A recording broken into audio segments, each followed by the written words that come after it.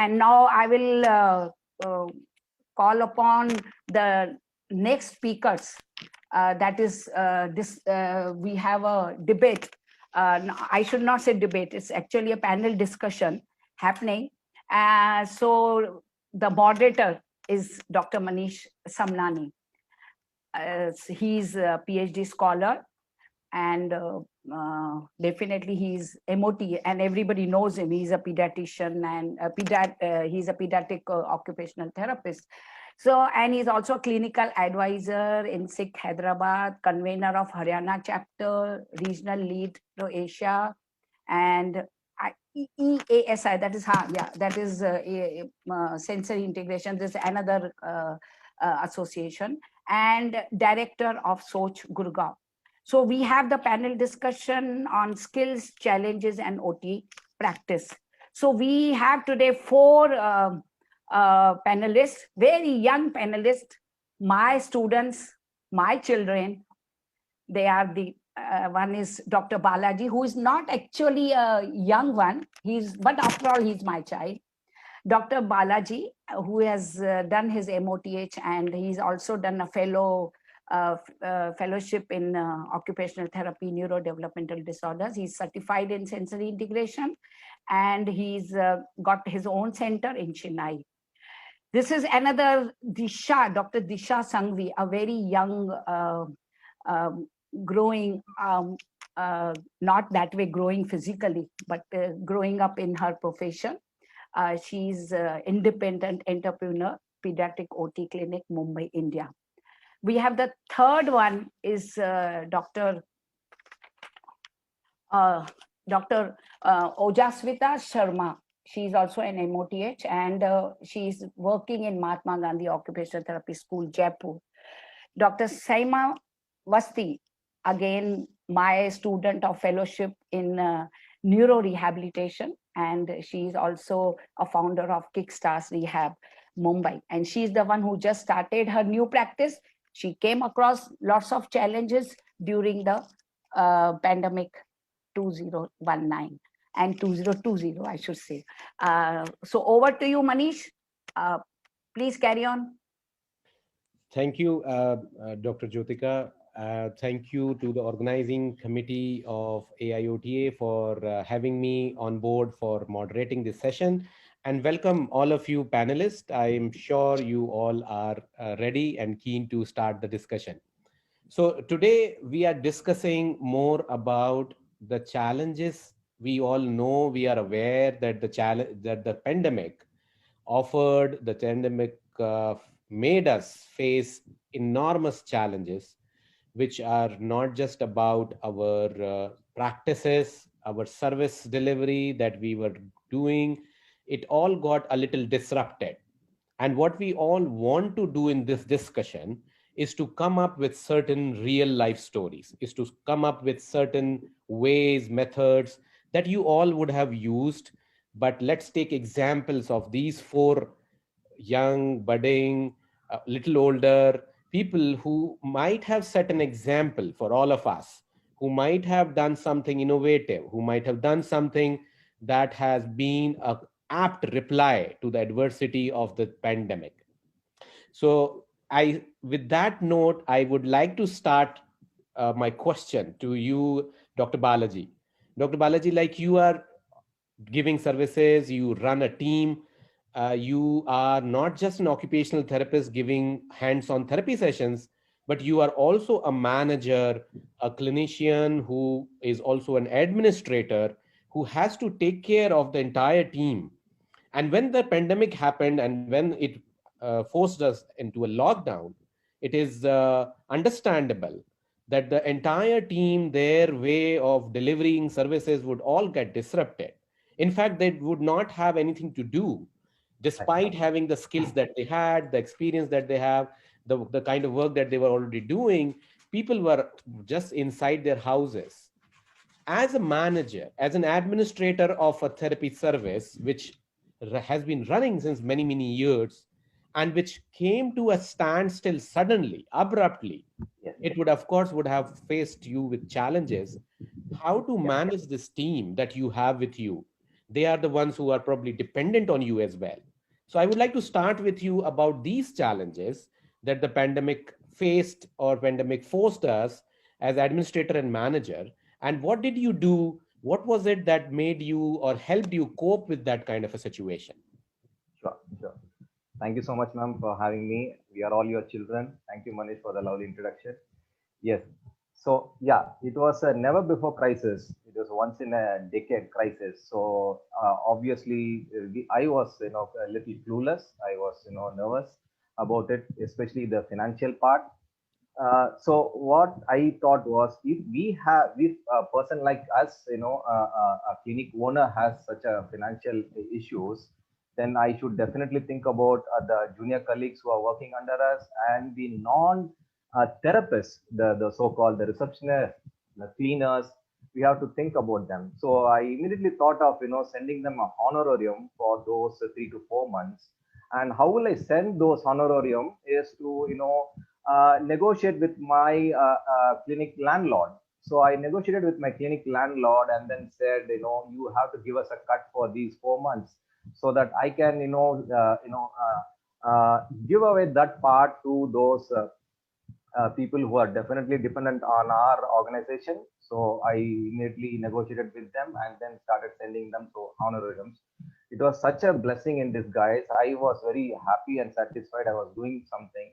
Then I have to think about the therapists who are working with us. So immediate thought was to uh, uh, share a bit to the people who are very loyal, who have been very who have been traveling with me for quite some time, the senior therapists.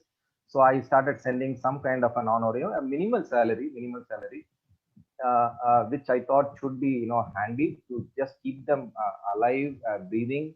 Uh, so that way I initiated things. So how will I get the revenue? I started exploring and looking out for examples, and I thought of brainstorming with our seniors, and the juniors, and we have our own Tamil Nadu branch of occupational therapists. We had some kind of a brainstorming sessions wherein we started thinking on having not many workshops. So tele workshops was first one thing which came in very handy.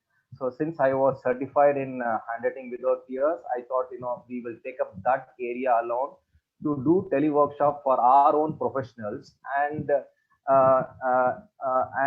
well as to the parents. It could be only a couple of hour workshops on couple of days, so that I get an idea about what is all this about, tele rehabilitation and tele therapies altogether. So I just got an idea and we started charging very minimal amount to get ourselves going, because we were so struck and we were so, we came to a grinding halt, as you said. So we wanted to get it started. So this is one way of getting started. So we just initiated things, and some kind of money was trickling in, which was really a gold that time during those crises. So that's how I started initiating things, and I'm fortunate enough to uh, able to write an article in a very popular newspaper daily on how to educate, sensitizing parents with special needs.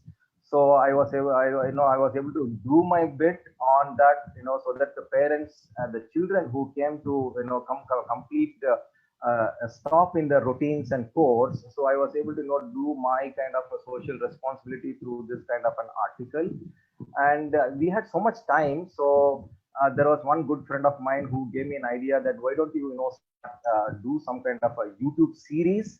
So I did a 12 video series on how to do some kind of a handling by the parents with whatever resources they have at home.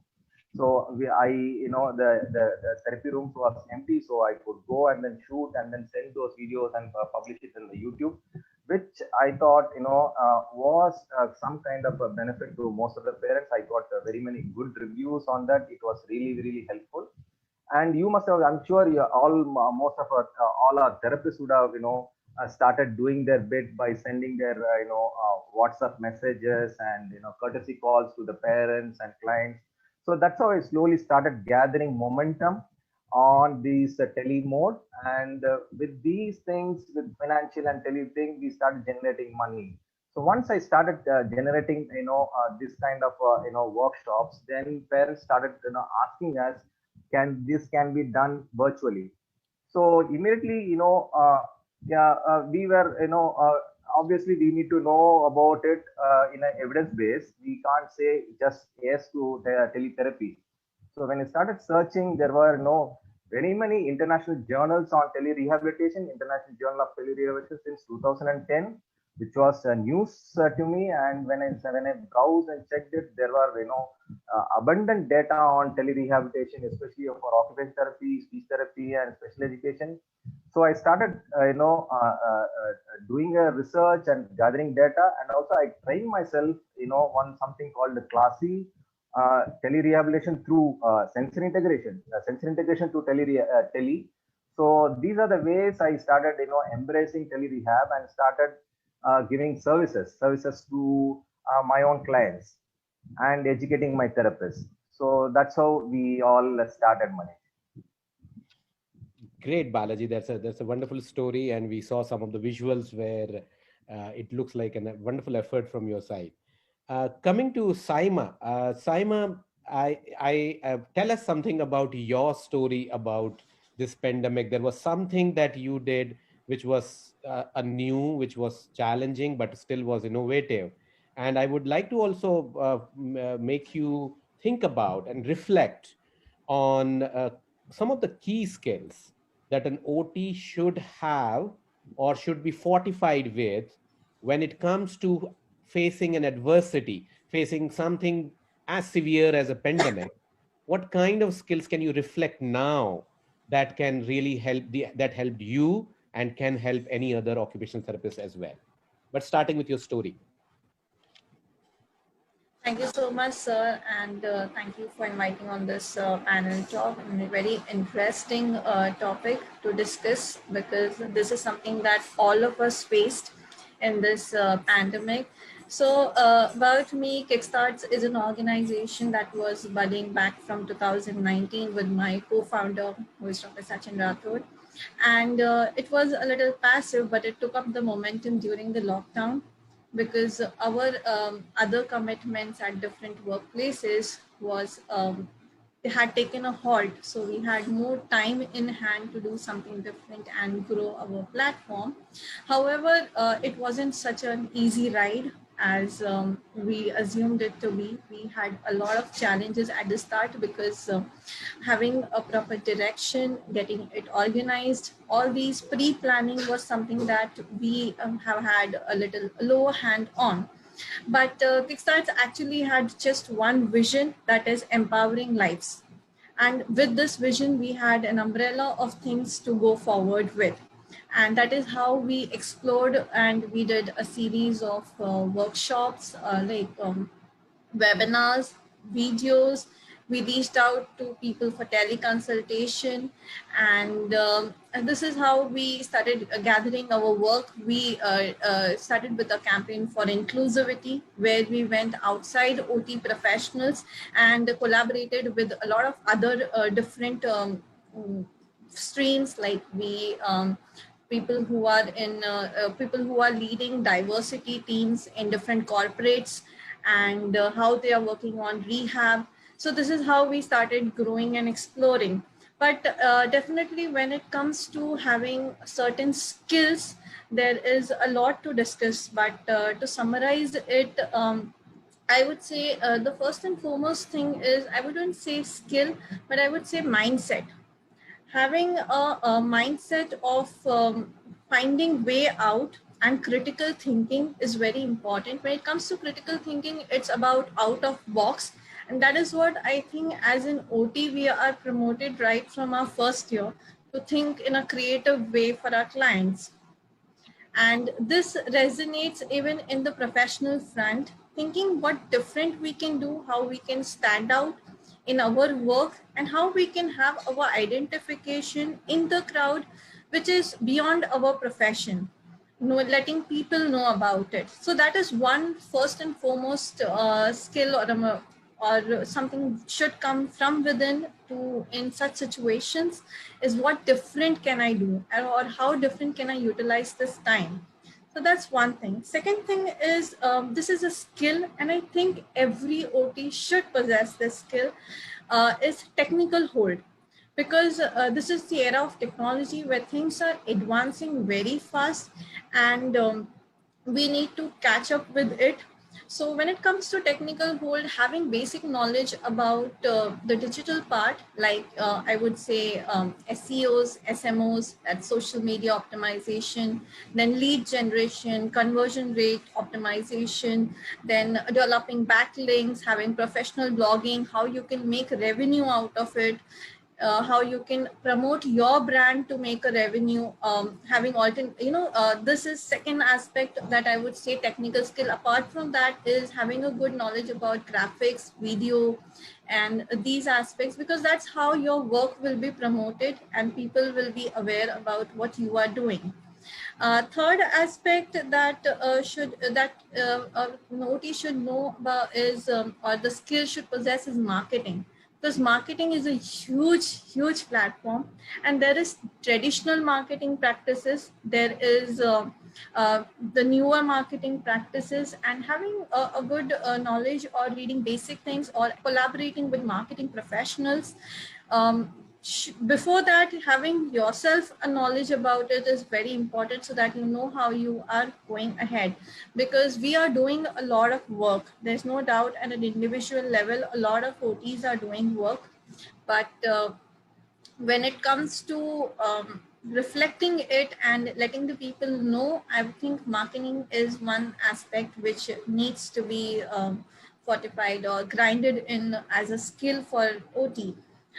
Next, I would say is communication, effective communication, networking outside OT professionals, which I discussed some time back as well, is having a multidisciplinary approach, and that doesn't apply just to medical fraternity.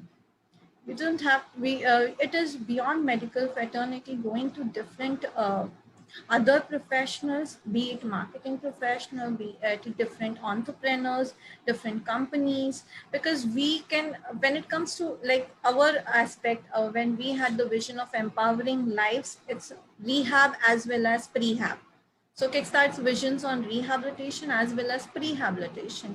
So that is why we widened on our reach to different other professionals, have effectively using social media platform. For example, a simple platform like LinkedIn, it's a mine. We can actually connect with so many other people over there. And we at Kickstarts got a lot of benefit through LinkedIn and recognition, because we used it very strategically. So strategic planning is another aspect. Apart from that, the last I would summarize is financial planning, financial skills. Balaji sir also mentioned some time back that it is very important to have this key thing. We study it in advances in OT, but practically how we apply is something that we discovered during our challenges. That simple things like how to charge clients, how to have your operational cost running, how to how to plan your 3 months, 6 months, having a timeline for it. So these are in brief that I think as an OT we should be handy with these skills, so that in any adversity we can at least keep our show running. Sure. Sure. Thank you. Thank you so much. You have really summarized some of the key skills which are so wonderfully put, and and there is so much of a clarity with the kind of skills that you have chosen to reflect on. I would now like to move on Disha. Disha, you are an occupational therapist, and you also happen to be, as I know, from an artistic background. And there is something that you would have come up with, I'm sure, to come together, bring the skills of an occupational therapist and being a skill of an artist together to face when the sessions were not happening face to face, when they were not happening physically on site. Tell us something about that experience, or that combination of your skills, where you use the OT skills and being an artist kind of a skills together to face the sessions not happening on site. Yes, thank you, sir. Thank you for your question and having me here. So, sir, I actually had just started with my journey of my own setup. It was just a year and the lockdown happened. So, I was actually forming a set way of approach towards my therapy sessions. And then it was expected to go digital. And the same was with the parents as well. So, teletherapy, like telerehabilitation, was heard by localites, never really experienced. And same with us, like therapists, a lot of legalities and ethics was coming into head, how to do it and stuff. So like teletherapy was my internship dissertation topic as well. So it kind of gave me, I already had a trial experience of doing it, so made it a little more easier for me to start and dive into that stuff. So, and art, as you said, art has always been my second love. So I normally keep on practicing habitually through my sessions. It somehow comes out creatively in designing my sessions. So the same zeal helped me to design my online therapy sessions as well. So a lot of basic stuff available in the houses, like pillows, chairs, cards, clips, everything were used in n number of ways creatively to make the sessions more fun. Yeah, so thank you for sharing the video clip, sir. Yes, so art is basically it gives you a lot of freedom. It never sets boundaries to your thoughts and to your creativity. So the similarly it was replicated through my sessions, like the online sessions also. Like as seen in the video, like I had designed a water play activity for the kids in the bathroom. So uh, like targeting various minute skills, but it was just a fun for the children. Like the old and unused toys came out to be innovative tools for them, and we used it in different ways to achieve their goals. Sometimes even group sessions were conducted where each one of them, like alternately, they were coming up with activities for one another. Sometimes the mothers came up with some innovative idea, and just like every one of us were trying our cooking skills during lockdown. So similarly, we also played with food, like all kids. And so that's how even the qualitative feedback was given by the parents, that they were at ease, but still the physical activities were provided, the sensory needs were met during the session. Yes, sir. So Great. I mean that's wonderful, and we can see the visuals. We can see that there were a couple of ideas which look like, why didn't it come to me before? So it's So, wonderful to. OT is, sir, it's the art and science, as we know. So my affinity towards art always, like, it came up automatically. So designing the sessions was something, I used to do it passionately, bringing out the creativeness, and it helped the parents and the kids. So all this was shared on Instagram. I was uploading it so that the especially the parents of autism spectrum, they were not really open to having online sessions. So these video clips were like helped them. I was able to reach out to more people. Sure. Thank you so much, Disha, and a wonderful video to back up what you were telling us in words. It has been really backed up very well with your visuals as well. Coming to ओजस्विता, ओजस्विता आप एक sports person हैं, आप एक occupational therapist हैं, और आप special Olympics के लिए बहुत एक्टिवली काम कर रहे हैं। ओजस्विता, आपने कुछ ऐसे लोगों के साथ काम किया है, एथलीट्स के साथ काम किया है जिनकी स्पेशल नीड्स हैं, वो एबल बॉडीड हमारे आपके जैसे नहीं हैं, लेकिन फिर भी आपने अपनी स्पोर्ट्स पर्सन वाली स्किल्स को कहीं ना कहीं यूज किया होगा उन लोगों के साथ। ऑक्यूपेशनल थेरेपिस्ट का तो यूज किया ही होगा फॉर श्योर, बिकॉज वो आपका प्रोफेशन है। बट हमें थोड़ा सा बताएं कि कैसे आपके स्पोर्ट्स पर्सन स्किल्स और आपकी ऑक्यूपेशनल थेरेपी कंबाइन करके आपने स्पेशल ओलंपिक्स के इन कैंडिडेट्स को ट्रेन किया। Thank you so much, sir, and good evening, everyone. It's a very big thing. I'm here and I'm discussing the things. I'm sharing my experience with you. Thank you so much, sir. And I am very much interested in sports from my childhood, and as I sent my certificates and all, I played national in archery 2 times. I played other games like badminton, basketball, etc. After passing my 12th examination, I dropped my full year for MBBS, but I couldn't select it. I chose occupational therapy in 2015. At that moment, I didn't know what is occupational therapy. That's I entered. That's it for me.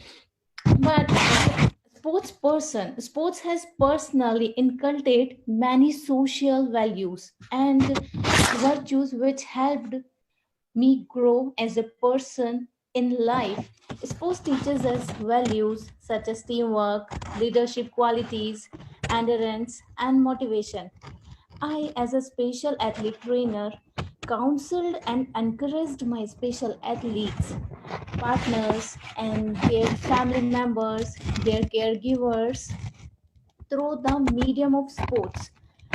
Hearing out their problems which in their daily life during pandemic and providing them with a verbal solution through sports was my routine through which I adopted my sports person skills and special athletes. Playing a sport means we can work on the psychomotor and psychosocial aspects of a person as a whole and simultaneously. Psychomotor skills include eye hand coordination, tasks such as throwing a ball, kicking the ball, and playing an instrument. Psychomotor skills emphasize coordination, physical activity using arms, hands, fingers, and feet. These pictures are showing, thank you, sir, these pre-COVID things. We used to train the kids on the ground, but during lockdown, that was happened suddenly. So my athletes and my partners, everyone was felt demotivated. So I used to have sent some motivational quotes to them, some motivational videos to them. We used to conduct regular Zoom online sessions. I have to send to some pictures of mine where I was standing in the tandem standing. I was doing tandem walking for coordination and balance. I have used to send them. Then I use some psychosocial skills, and psychosocial aspects includes counseling, group play, peer interaction, various other recreational activities like art that Disha ma'am was showing, art, craft, yoga, and some music. So, and recreational activities which allows the person to develop their cognitive functions and emotional stability. During COVID or lockdown, I have counseled their special athletes, their family members, and their caregivers. The purpose of occupational therapy in community mental health into increase an individual's ability to live as independently as possible in the community while engaging in meaningful and productive life roles, because occupational therapy facilitates participation and client centered. Occupational therapy plays, as we know, it plays an important role in the success of those recovering in the community. Special athletes have IQ below 70. They have cognitive issues and some behavioral issues. As an occupational therapist, I am providing services that support mental health, facilitates balance and coordination, and improve their gross motor and fine motor skills, their wellness and rehabilitation. Training includes at least one clinical framework experience in a setting focused on psychosocial issues.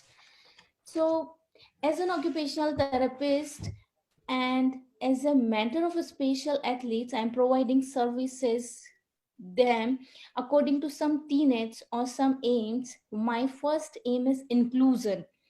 Inclusion, when we talk about special athlete or special kid, special kid is a learner with special needs. As we know, needs special needs is defined as an athlete who differs from other students in ways such as mental characteristics, sensory abilities, physical abilities, or multiple conditions, and who requires specialized services from educators and from mentors, from some other trainers in teaching and in learning situations such as well as in sports and classroom management.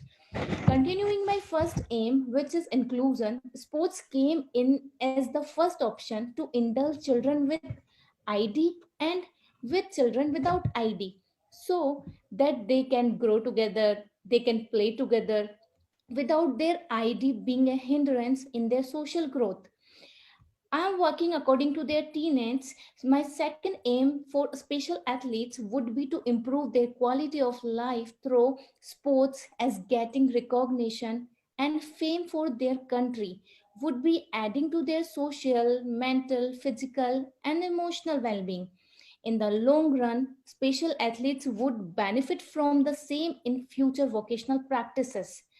Now, talking about my third aim, as occupational therapy is known to benefit children with ID greatly. Hence, special athletes receiving occupational therapy in a Special Olympics creates a win-win situation for all of us.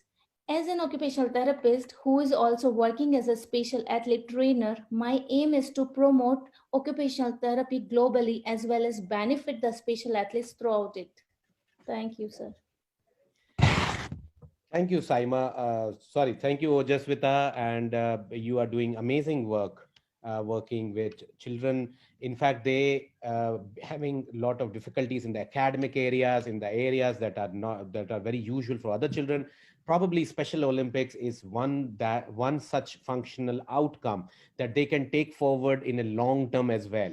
It can give them a meaning in their life. It can give them an occupation.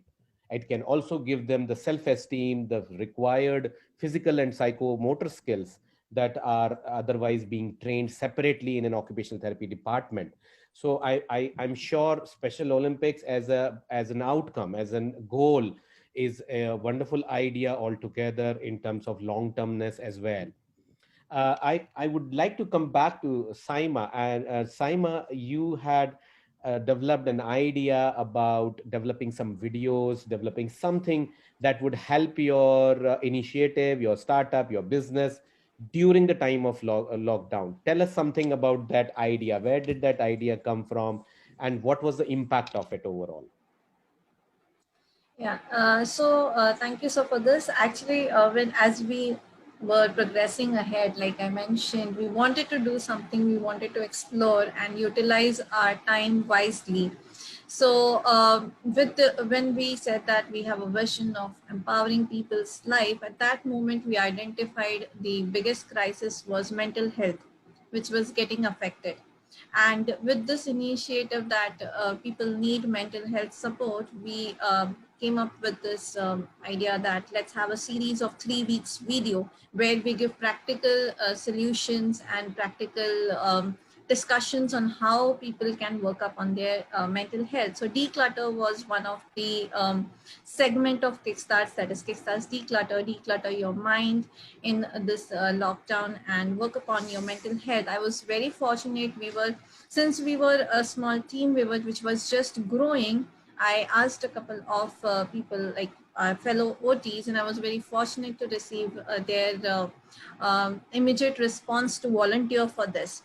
So we formed a group of independent practitioners like our fellow OTs, who came together, and we did a lot of brainstorming on how we can go about this further.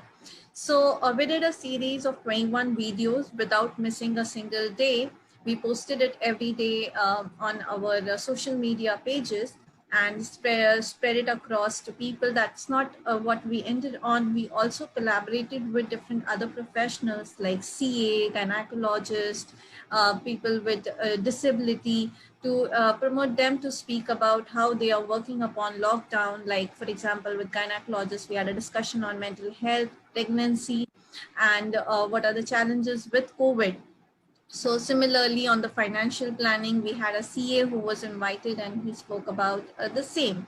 So this is how we started promoting on this idea, which was actually impromptu, but it gave us a very good shape in 3 weeks. And we witnessed a very good impact in regards to this idea. Was very influential for fellow OTs, because post this we saw a lot of people taking up video. It was already working up, but people were doing independently. But we got a lot of queries and responses from our fellow professionals that they would like to join us and do similar videos and help to reach out to a longer, like a mass people. So that was one. Secondly, there was a lot of brainstorming within the team, within OTs, because we had a niche on, we gave very practical discussions on how things can be taken up on the mental health and not what was being heard by everyone in this discussion. So that was the second thing. Third, we had a very good social media response because our reach widened. That's what we were looking out for. Gave us an edge to develop an Kickstart's brand, as well as our volunteers got an opportunity to develop their individual brand as well through this series of videos. So it was a situation where we were working upon marketing aspect using digital marketing platform. Apart from that, another good aspect was that we got a few teleconsultations. So that gave us some revenue output as well. So that was another very big blessing in disguise, because it was one financial crash situation for everyone. We actually had initiated with the purpose of helping people, showing diversity, but that was another way that it took up. Apart from that, we had a good general feedback from people. People started looking up for it. We had a time zone when we used to share, like we used to share in the evening in the particular time. So if 1 or 2 days it used to get a little late from that time, used to get people messaging us कि क्या हुआ अभी तक video आया नहीं. So that was the kind of response we started getting from people. So that gave us a lot of positive motivation that we are contributing and bringing some positive vibe in the lives of people during that COVID situation. And we got visibility. That was the one of the other aspect. So this is how we had with this initiative we could impact on a lot of more aspect.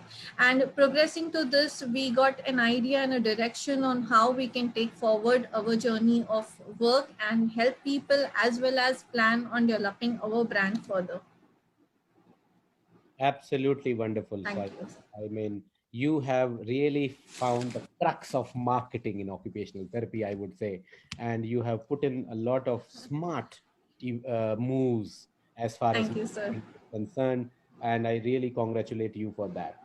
Uh, Dr. Balaji, Thank you, sir. you like to, Dr. Balaji, would you like to share something more that you did in the same lines of despite lockdown, or probably in the time of lockdown led to a little more innovation, led to a little more time being spent towards marketing, towards digital media, utilizing digital media for the promotion of the profession? Yes. So yeah, I mean everybody was I'm basically very novice to technologies. And I was very new to tele services. So I wanted to become confident in that. So I started training myself, and then I started checking with my software professionals how what ways we can enhance ourselves through like Saima said. About how will you promote your websites through your optimization sessions, and how will you reach out virtually. So we have to look at in a global scenario. We can, since we are doing a tele services, we can reach out to people all over. So for that visibility to happen, we have to definitely enhance our websites basically, and we have to upgrade our profiles. By doing this kind of a goodwill gesture, things like you do your publications on the newspaper, and YouTube is such a big medium these days. Everybody starts to watch YouTube. So there were several viewers and across all ages. It could be grandma parents of our kids. It could be very many junior therapists across. So everybody were very keen to look through these kind of a channel. So these were some of the ideas I thought will help us to keep ourselves going, as well as do our bit through this tough times. So basically we try to uh, promote our website, as well as promote ourselves through these kind of channels. Sure. As we can see in the visuals as well, there were that you did some wonderful efforts in creating your own videos, your own words to be used as a promotion of the profession as well as promotion of your own services. Yes, thank you, Mani. Just wanted to add one. There were, very many reluctance from the parental side to take up teleservices initially. So we have to educate them. We, try to gather those audiences on a virtual meet. First, it's first gathering itself. We had some 50 to 75 parents attending the virtual meet, and then from there on, we told how effective this can be, because it is evidence-based practice, and we have to give them in some kind of a discounted prices, which we never did. I don't think anybody would have tried that. So for the first 2 months, we gave kind of a 50% flat discount on our therapy services, and to motivate our therapists, for our junior therapists, we gave kind of a 50 to 75% of the cut in their commissions. So that's how we started, try to kickstart these novel things. Sure. Thank you, Dr. Balaji. And it was, of course, your videos also seem to be very impressive, and they seem to be something any parent would like to watch them, just to educate themselves, or also to also have a lot more belief on the occupational therapy and their intended outcome. A lot of times parents may not understand how occupational therapy really helps. So the visuals that I could see is really backing up all those ideas or all those outcomes that we would want parents to know out of our occupational therapy, sensory integration and pediatric therapy kind of services. True. Uh, Thank you. I would like to come to Disha one more time, and Disha, like you were a little innovative with during the lockdown when the sessions were not on site. Tell us something also about how, when you restarted your sessions, you started doing on site and you restarted calling children. What was it that you kept in your mind? What was it that were more like any kind of precautions, any specific things that you took care of while you were restarting your on-site sessions? Yes, sir. So, sir, I had to change my clinic location during this COVID scenario. So it was shut for around 6 months, and so transferring all the equipments, all of the clinic material, I first transferred it to my home and then to another setup. So the time which I got at home, that was best utilized to clean the equipments and toys and everything already, and it was a fresh new place. So sanitizing it and all initially was not a bit of problem, but once the sessions were started, it was risky from the parent side also, and like to something to worry of. So a consent document was initially shared with all the parents to make them realize about the guidelines and measures, safety measures taken by the clinic. So only alternate days the clinic was on, and 4-5 sessions were scheduled. It was pre-scheduled during a day, and in between the gap was kept for 15-20 minutes, where I myself used to sanitize, I used to clean everything, and a particular set of toys were used only for that particular case. And so activities were planned, designed accordingly, so that a little less troublesome for me. And so precautions in general, like I used to use mask, face shield and gloves. The kids were made to wash their hands before and after the session was started, and parents were not allowed inside the therapy room unless it was very much needed. And only the parents and kids who could travel by their private vehicles were allowed initially. Sure, sure, sure. That's wonderful, Dr. Disha. I would like to share a comment from the audience. Dr. Anjali Joshi has said that impressed to hear all the presenters. All have merged technology, but have not forgotten the human touch, which is the core of occupational therapy. What a wonderful statement, and what an apt statement for all of you, having talked about technology, media, marketing, innovation, generating more services, more clients. But even then, we as occupational therapists have not lost the touch with the human touch that we always will have to the core of the occupational therapy profession. With that, I would like to thank all of you panelists for this wonderful discussion.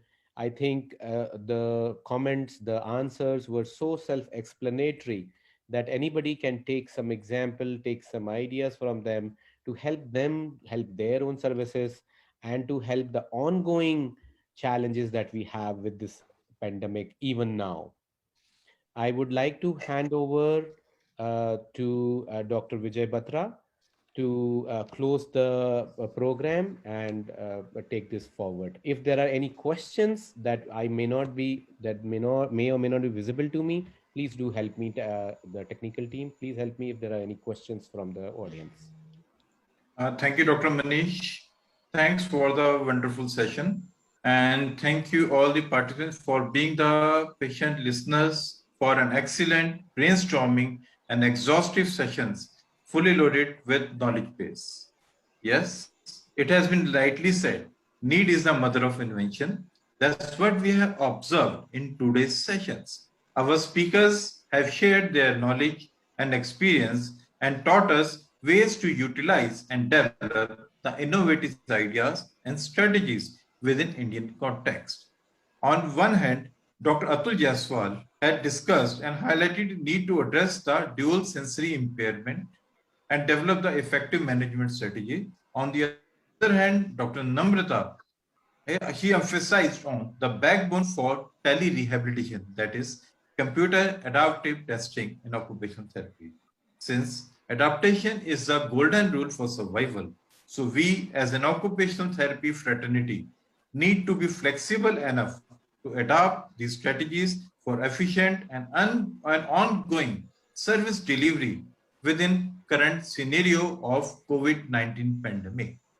Shifting paradigm of OT practice from hands-on rehabilitation to tele-rehabilitation has been observed. The panel discussion has been a major breakthrough in discussing multiple perspectives on healthcare challenges for addressing occupational therapy concerns. We, Dr. Vijay Batra and Dr. Kamal Narayan Arya, Executive Committee Member, ACCORD, on behalf of ACCORD, would like to convey our thanks to Honorable Chief Guest, Dr. Mohan Joshi, Executive Chairman, ACCORD and President, AIOTA, Dr. Srivastava, Dean ACCORD, Dr. Jyotika Bijlani Madam, our eminent speakers, Dr. Atul Jaiswal, Dr. Namrata, and experts of panel discussion, Dr. Balaji, Dr. Disha, Dr. Ojaswita, Dr. Sama, and moderator, Dr. Manish Samnani.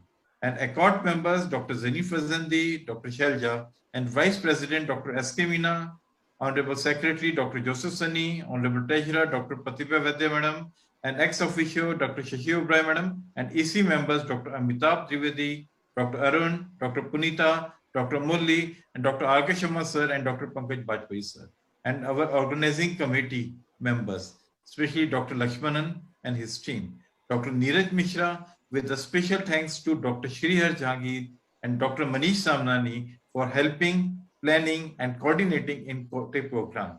And lastly, our participants, our website team, Mr. Aslam, Ms. Samita, and Mr. Milan, and the event organizers for making this event a great success. Thank you all. Thank you, everyone, and good night. Thank you.